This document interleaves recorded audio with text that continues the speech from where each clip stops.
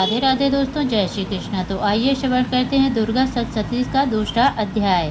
देवताओं के तेज से देवी का प्रादुर्भाव और महिषासुर की सेना का वध। ओम मध्यम चरित्र के विष्णु ऋषि महालक्ष्मी देवता क्षणिक छंद शाकंभरी शक्ति दुर्गा बीज वायु तत्व और यजुर्वेद स्वरूप हैं। श्री महालक्ष्मी की प्रसन्नता के लिए मध्यम चरित्र के पाठ में इसका वियोग है। कमल के आसन पर बैठी हुई प्रसन्न मुख वाली महिषासुर मर्दिनी भगवती महालक्ष्मी का भजन करता हूँ, जो अपने हाथों में अक्षमाला फरसा गदा बाण वज्र पद्म धनुष चंडिका दंड शक्ति खड़ग ढाल शुद्ध घंटा मधुपात्र शूल पास और चक्र धारण करती है। ओम चंडिकाय नमः। महर्षि मेधा बोले, प्राचीन काल में देवताओं और असुरों में पूरे 100 वर्षों तक घोर युद्ध हुआ था और देवराज इंद्र देवताओं के नायक थे। इस युद्ध में देवताओं की सेना परास्त हो गई थी और इस प्रकार संपूर्ण देवताओं को जीत महिषासुर इंद्र बन बैठा था। युद्ध के पश्चात हारे हुए देवता प्रजापति श्री ब्रह्मा को साथ लेकर उस स्थान पर पहुँचे जहाँ पर कि भगवान शंकर विराजमान थे। देवताओं ने अपनी हार का सारा वृत्तांत भगवान श्री विष्णु और शंकर जी से कह सुनाया। वह कहने लगे, हे प्रभु, महिषासुर सूर्य चंद्रमा इंद्र अग्नि वायु यम वरुण तथा अन्य देवताओं के सब अधिकार छीनकर सब अधिष्ठाता स्वयं बन बैठा है। उसने समस्त देवताओं को स्वर्ग से निकाल दिया है। वह मनुष्य की तरह पृथ्वी पर विचर रहे हैं। दैत्यों की सारी करतूत हमने आपको सुना दी है और आपकी शरण में इसलिए आए हैं कि आप इनके वध का कोई उपाय सोचें। देवताओं की बातें सुनकर भगवान श्री विष्णु और शंकर जी को दैत्यों पर बड़ा गुस्सा आया। उनकी भौहें तन गई और आंखें लाल हो गई। गुस्से से भरे हुए भगवान विष्णु के मुख से बड़ा भारी तेज निकला और उसी प्रकार का तेज भगवान शंकर ब्रह्मा और इंद्र आदि दूसरे देवताओं के मुख से प्रकट हुआ। फिर वह सारा तेज एक में मिल गया और तेज का पुंज वह ऐसे दिखता था जैसे कि ज्वालामय पर्वत हो। देवताओं ने देखा कि उस पर्वत की ज्वाला चारों ओर फैली हुई थी और देवताओं के शरीर से प्रकट हुए तेज की किसी अन्य तेज से तुलना नहीं हो सकती थी। एक स्थान पर इकट्ठा होने पर वह तेज एक देवी के रूप में परिवर्तन हो गया और अपने प्रकाश से तीनों लोकों में व्याप्त जान पड़ा। वह भगवान शंकर का तेज था। उससे देवी का मुख प्रकट हुआ। यमराज के तेज से उसके शरीर के बाल बने। भगवान श्री विष्णु के तेज से उसकी भुजाएं बनी। चंद्रमा के तेज से दोनों स्तन और इंद्र के तेज से जंघा तथा पिंडली बनी और पृथ्वी के तेज से स्तंभ भाग बना। ब्रह्मा के तेज से दोनों चरण और सूर्य के तेज से उनकी उंगलियां पैदा हुई। पशुओं के तेज से हाथों की अंगुलियां एवं कुबेर के तेज से नासिका बनी। प्रजापति के तेज से उसके दांत और अग्नि के तेज से उसके नेत्र बने। संध्या के तेज से उसकी बाहें और वायु के तेज से उसके कान प्रकट हुए थे। इस प्रकार उस देवी का दुर्भव हुआ था। महिषासुर से पराजित देवता उस देवी को देखकर अत्यंत प्रसन्न हुए। भगवान शंकर ने अपने त्रिशूल में से एक त्रिशूल निकालकर उस देवी को दिया और भगवान विष्णु ने अपने चक्र में से एक चक्र निकालकर उस देवी को दिया। वरुण ने अपने चक्र में से एक चक्र निकालकर उस देवी को दिया। वरुण ने देवी को शंख भेंट किया।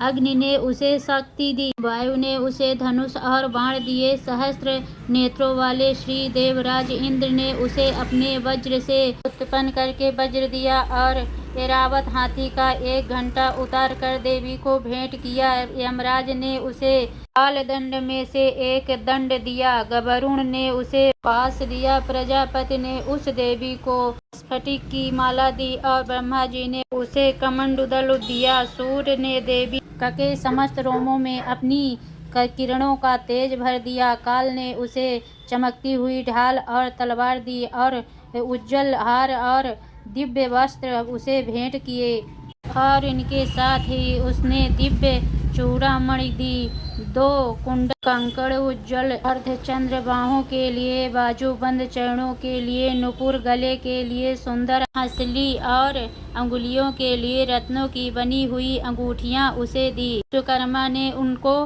फरसा दिया और उनके साथ ही कई प्रकार के अस्त्र और अभेद्य कवच दिए, और उसके अतिरिक्त उसने कभी कुम्हलाने वाले सुंदर कमलों की मालाएं भेंट की। समुद्र ने सुंदर कमल का फूल भेंट किया। हिमालय ने सवारी के लिए सिंह, तरह तरह के रत्न देवी को भेंट किए। यक्षराज कुबेर ने मधु से भरा हुआ पात्र और शेषनाग ने उन्हें बहुमूल्य मणियों से विभूषित नागहार भेंट किया। इसी तरह दूसरे देवताओं ने भी उसे आभूषण और अस्त्र देकर उसका सम्मान किया। इसके पश्चात देवी ने उच्च स्वर से गर्जना की। उसके इस भयंकर नाद से आकाश गूंज उठा। देवी का वह उच्च स्वर से किया हुआ सिंहनाद समा न सका। आकाश उनके सामने छोटा प्रतीत होने लगा। उससे बड़े जोर की प्रतिध्वनि हुई, जिससे समस्त विश्व में हलचल मच गई और समुद्र कांप उठे, पृथ्वी डोलने लगी और सब पर्वत हिलने लगे। देवताओं ने उस समय प्रसन्न हो सिंह वाहिनी जगतमयी देवी से कहा, देवी तुम्हारी जय हो। इसके साथ महर्षियों ने भक्ति भाव से विनम्र होकर उनकी स्तुति की। संपूर्ण त्रिलोकी को शोकमग्न देखकर दैत्यगण अपनी सेनाओं को साथ लेकर और हथियार आदि सजाकर उठ खड़े हुए। महिषासुर के क्रोध की कोई सीमा नहीं थी। उसने क्रोध में भरकर कहा, यह सब क्या उत्पात है। फिर वह अपनी सेना के साथ उस ओर दौड़ जिस ओर से भयंकर नाद का शब्द सुनाई दिया था, और आगे पहुंचकर उसने देवी को देखा, जो कि अपनी प्रभा से तीनों लोकों को प्रकाशित कर रही थी। उनके चरणों में भार से पृथ्वी दबी जा रही थी। माथे में मुकुट से आकाश में एक रेखा सी बन रही थी, और उसके धनुष की अंकोर से सब लोग मुग्ध हो रहे थे। देवी अपनी सहस्त्रों भुजाओं को संपूर्ण दिशाओं में फैलाए खड़ी थी। उसके पश्चात उनका दैत्यों के साथ युद्ध छिड़ गया और कई प्रकार के शस्त्रों से सब की सब दिखाई ग्रासित होने लगी। महिषासुर की सेना का सेनापति असुर नामक एक महान असुर था। वह आगे बढ़कर देवी के साथ युद्ध करने लगा और दूसरे दैत्यों की चतुरांगणी सेना के साथ लेकर चमर भी लड़ने लगा, और 60,000 महारथियों को साथ लेकर उदग्र नामक महादैत्य आकर युद्ध करने लगा, और महाहनु नामक असुर 1 करोड़ रथियों को लेकर, असिलोमा नामक असुर 5 करोड़ सैनिकों को साथ लेकर युद्ध करने लगा।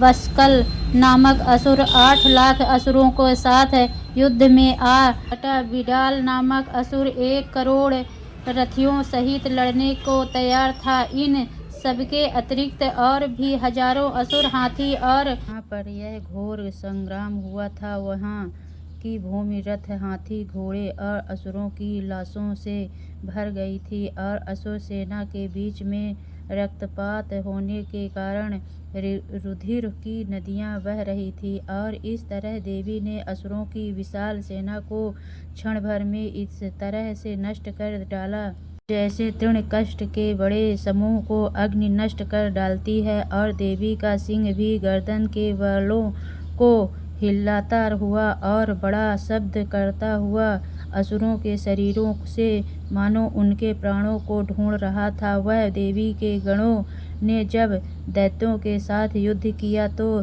देवताओं ने प्रसन्न होकर आकाश से उस पर पुष्प वर्षा की। इस प्रकार श्री मार्कंडेय पुराण में पर्णिके मान्यवर की कथा के अंतर्गत देवी महात्मा के महिषासुर की सेना से वध किया नामक दूसरा अध्याय संपूर्ण।